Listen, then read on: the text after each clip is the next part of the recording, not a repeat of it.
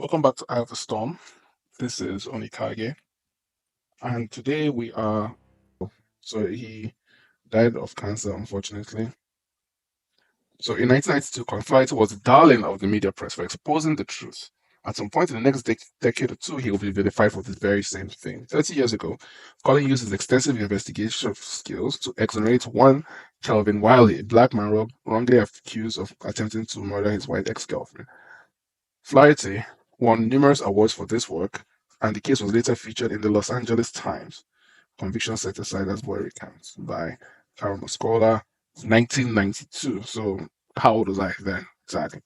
But when the journalism profession orthodoxy moved on to be a publicity mill for the far left, a phrase, it's so silly. Flaherty stubbornly clung to his training, ethics, and conscience. He soon became a thought criminal, yes, and needed to be cancelled first by YouTube, then by PayPal, then by Facebook, finally Amazon. The tech monopolies moved to swiftly punish Flaherty for his wrong think. Twitter remained the only social media giant that put up with him. Isn't that strange? Elon has banned me twice, maybe three times, and I think about it, and I don't think I was ever banned by Jack, Jack Dorsey. It's Elon who's banned me several times, and Colin was never banned. So this was one of Colin's last lives. You know, oh my God, I'm so happy seeing him and sad at the same time. That no longer with us. We spoke very brief. We spoke a few times on the phone, and my promise was when I come to America, I'm coming to see him. And then I heard he died. It was really sad, and I'm still sad to today. So that's basically it. So the reason why we're remembering Colin today is for one of his biggest stories. He did so many stories on this particular murder, as we mentioned earlier. One feature, one arm, one compartment of this disproportionate black mob violence, black crime, wildly out of proportion.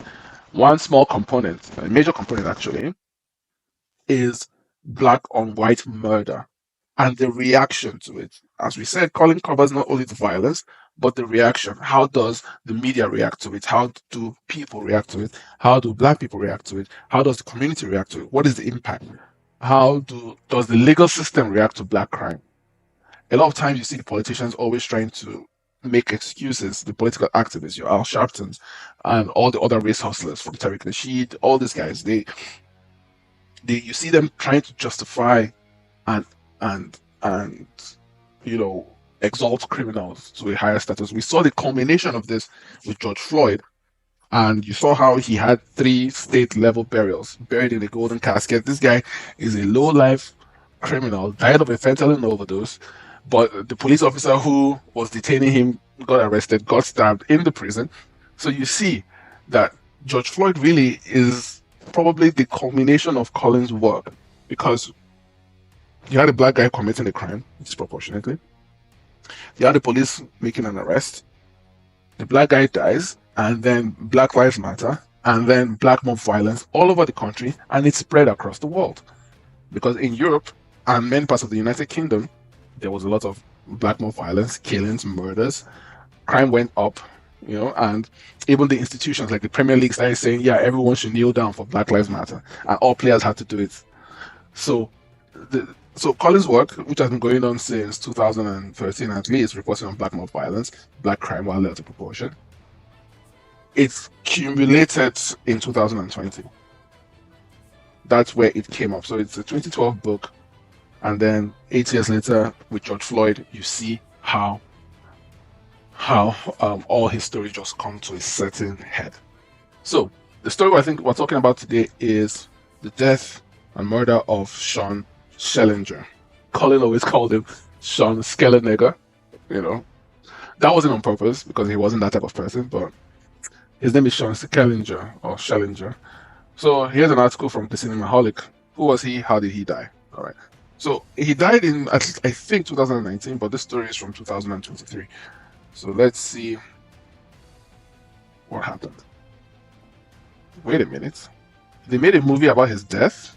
Oh my God. That is... Oh, it's a documentary. Okay. That is crazy and sad. So Paramount Plus's 70 Seconds in Rittenhouse Square chronicles the complex set. It wasn't complex. Okay, let's just finish the sentence. Paramount Plus's 72 Seconds in Rittenhouse Square chronicles a complex set of events surrounding the death of a 37-year-old Philadelphia real estate developer, Sean Schellenger, in a posh section of the city in May-July 2018. Okay, now, this sentence, because I read Colin Flaherty, because I watched his videos, because I listened to his podcast for years, and I still have them, and I still listen to them today, I can already detect the lie here. And this is where the lie is. Complex set of events. It wasn't complex. Let me tell you what happened. This guy, he's a rich guy, Jewish, real estate developer. He's driving in a limousine. I think he had either just made a big sale or it was his birthday, something like this. But he's riding in a limousine, and they're going through like a very narrow way. I guess people were double parked, something like this. And there was somebody at the front, like some kind of Uber type of person, blocking his path. So they're pressing the horn. They're like, "What's happening? Can you move out of the way?" Sean Schellenger comes out to remonstrate with the driver of the car in front of him. And then the guy says, "Oh, I'll soon be done, whatever." He goes back into the car and he's waiting. Now, a black person called Michael White pulls up on a bicycle, and according to his testimony, he sees Sean Schellenger inside the limousine saying something racist against the driver who was in front. So, as Sean goes outside to speak to the driver again, something like this, I don't remember the story very well, Michael White, the black guy, confronts him and stabs him with the kitchen knife. So he runs away because he's just killed a man. And the district attorney charges him with third-degree manslaughter, of which he was acquitted. This is somebody who called his girlfriend or someone like this the day before that he's looking for a white man to kill. This is somebody who concealed evidence because he fled the scene. He took the knife, I think. He kind of tried to dispose of the knife in some fashion. And then he gets acquitted of this murder. But he gets acquitted of third-degree manslaughter. Third-degree manslaughter, when someone gets stabbed, means that you were holding the knife. This is just lawyer speak. Third-degree manslaughter, with these facts, means that Michael White was holding the knife and this guy ran into the knife. That's what being acquitted of third-degree manslaughter means in this scenario. Anyway, so let's walk through the story and see how close my narration is to what this is, and we'll see what difference it makes. So here we go. Sean was born to Mark and Linda Schellenberger in Philadelphia, Pennsylvania, 1981. So he would have been 44. Wow. Originally from Coatesville, he attended Great Valley and local Coatesville area high schools before graduating from the latter, and studied real estate at Pennsylvania State. His father, a former principal of Radnor High, said, "Sean is my hero and always will be." Family members described him as a vibrant, friendly individual with a genuine enthusiasm for life. So this is the guy, Sean Schellenger. This is from his Facebook. It's just painful, just a waste of someone's life without any justice. But let's continue. The loved ones also highlighted his robust drive and ambition in his business endeavors. Moreover, the show noted, and can I stop here? You have a real life scenario, then you get the television to fictionalize it and create a narrative that people run with. It's kind of like the central part, which is normal and common, which is what they do, you see. So an altercation between the man on the bike and him turned physical. That's another thing. Turned physical. What the hell is a real estate advisor, real estate mogul, turning physical with some black guy on the bike? And notice that he hasn't been described as black yet, even though we know who he is. Even though after he was acquitted of his murder, he became like a local celebrity. His name was Michael White. Let's just see, Philadelphia. Yeah, this is the guy. This is he. So he became a celebrity. CBS News, sentenced to probation. So, oh my God. Oh God, this just makes me want to. I'm so annoyed. Okay, so he stabbed somebody, but he was sentenced to probation for tossing the knife he used to stab somebody. That's what happened. That is what happened, guys. Let's get back to the story because I'm.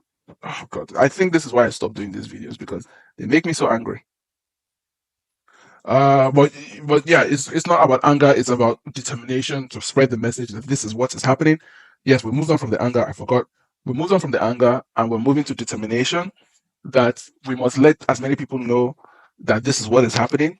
If you're a white person and a black person does a crime against you, you should do your best to get justice, but don't expect sympathy. Don't expect your local DA to fight for you. You have to fight for yourself.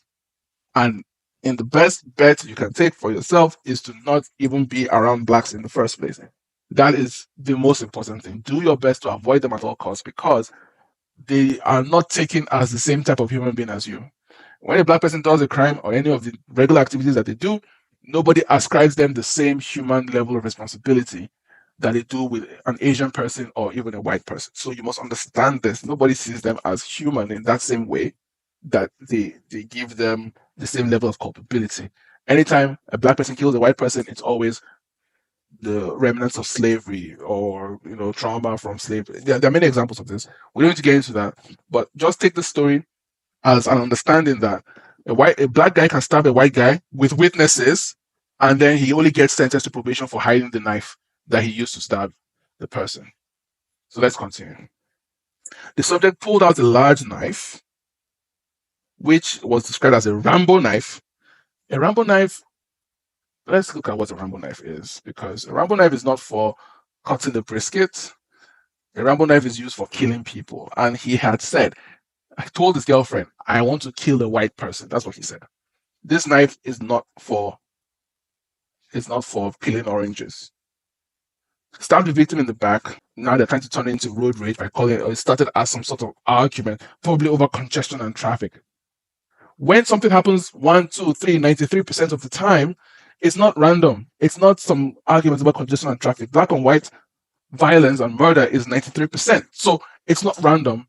It's deliberate. It's normal. It's common. It's targeted. It forms a pattern. With Regency told cops the attacker fled on foot. Sorry, not the attacker. The black guy fled on foot, leaving behind his bag and his bike and the bag used to deliver food. He was then rushed to Thomas Jefferson, where he was pronounced dead 20 minutes later at the hospital. He said the incident was hard to comprehend. When you're exchanging hugs, getting ready to do a real estate, so everyone is in a great mood, you leave at 10:30 to find out that Sean is dead, stabbed to death near his house.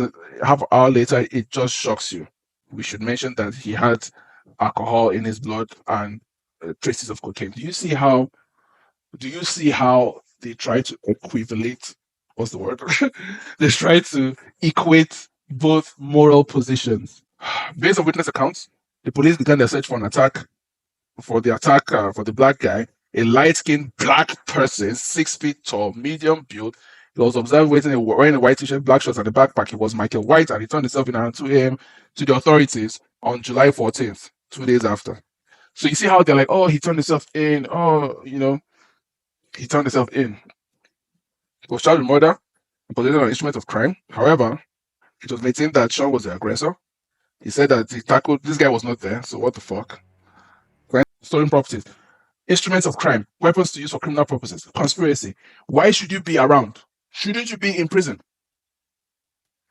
Less than a year later, he kills somebody. And he's acquitted for even that. That is the lesson here, guys. The lesson here is that black people do not face consequences for crimes. The fact that there are so many black people in US prisons is a miracle. It is a long-standing miracle from the 60s, the 70s, the 80s, and even the 90s. Trust me, between 2010 and now, for a black person to go to prison is very, very difficult. Look at this guy. How can you have all this crime and you are not in prison?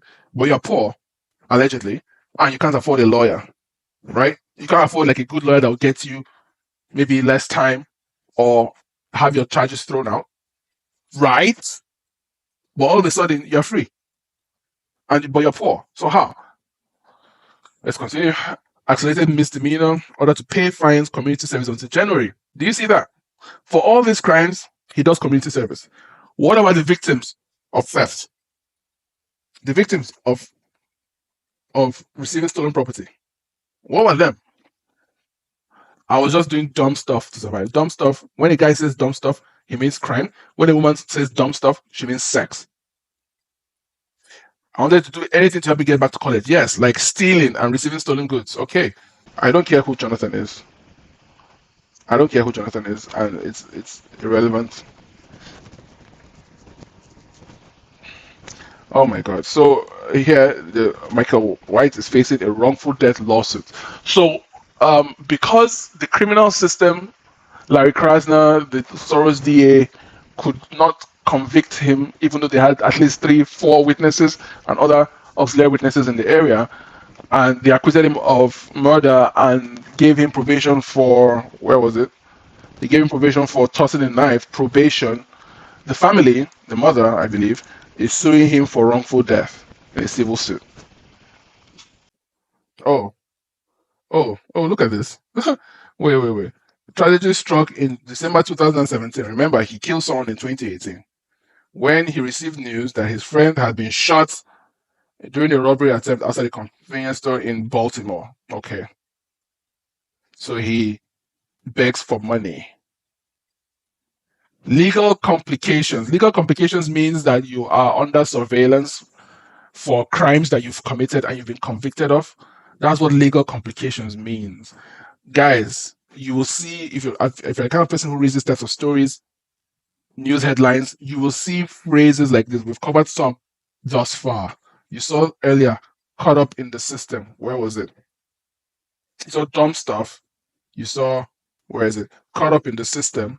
This just means crimes.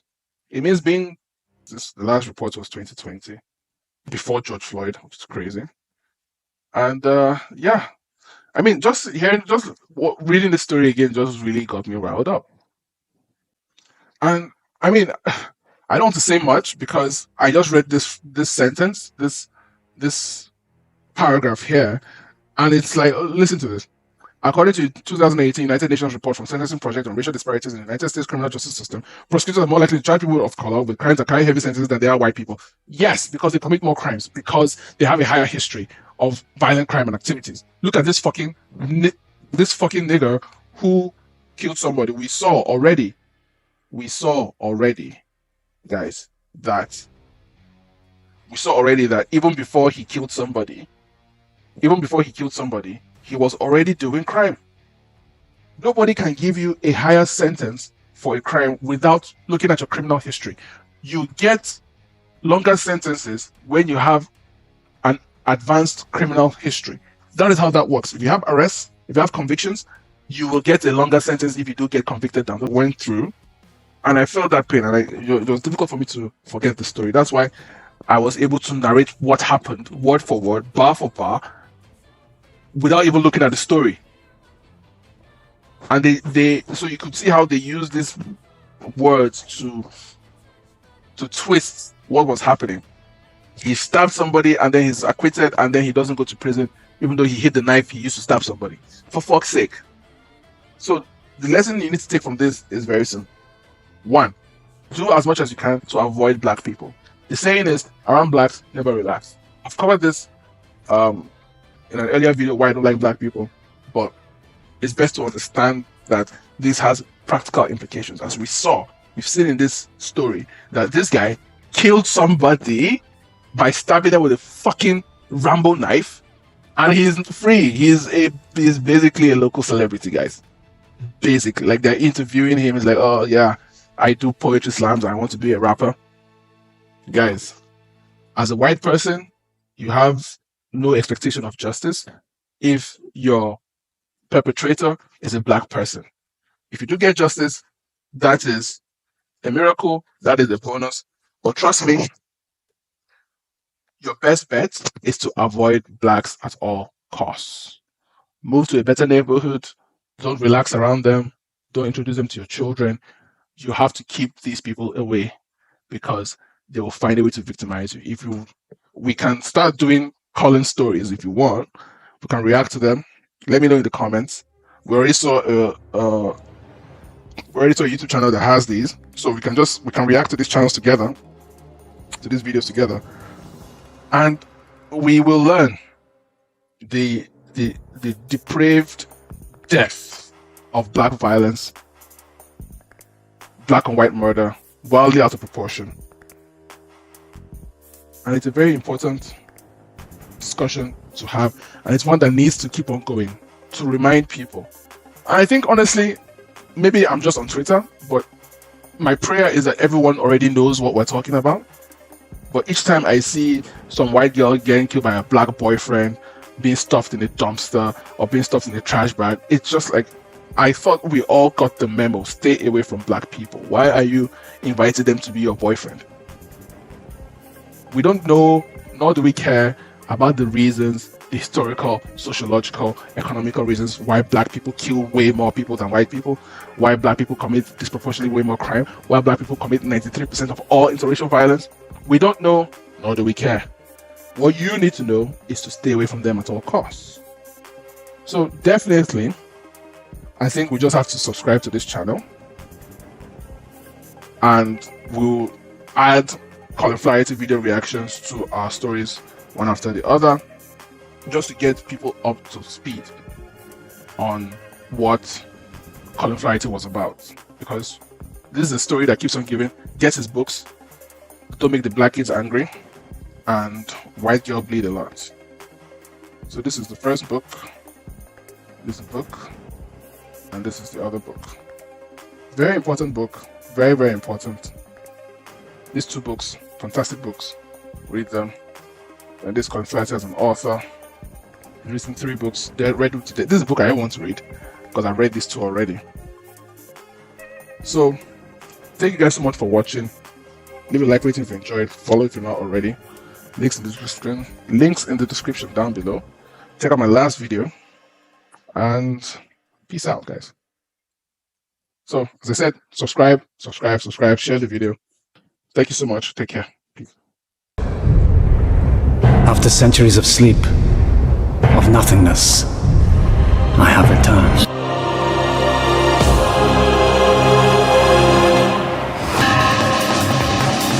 Something comes back to me. I was great once. Feared. Yes. Once I was strong.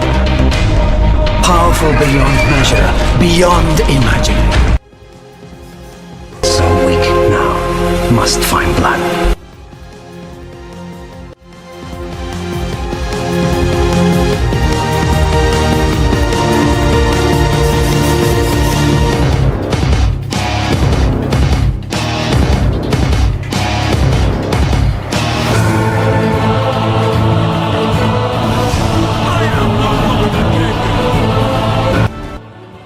The best guy at synthesizing this stuff, because he's just been hitting these things out of the park.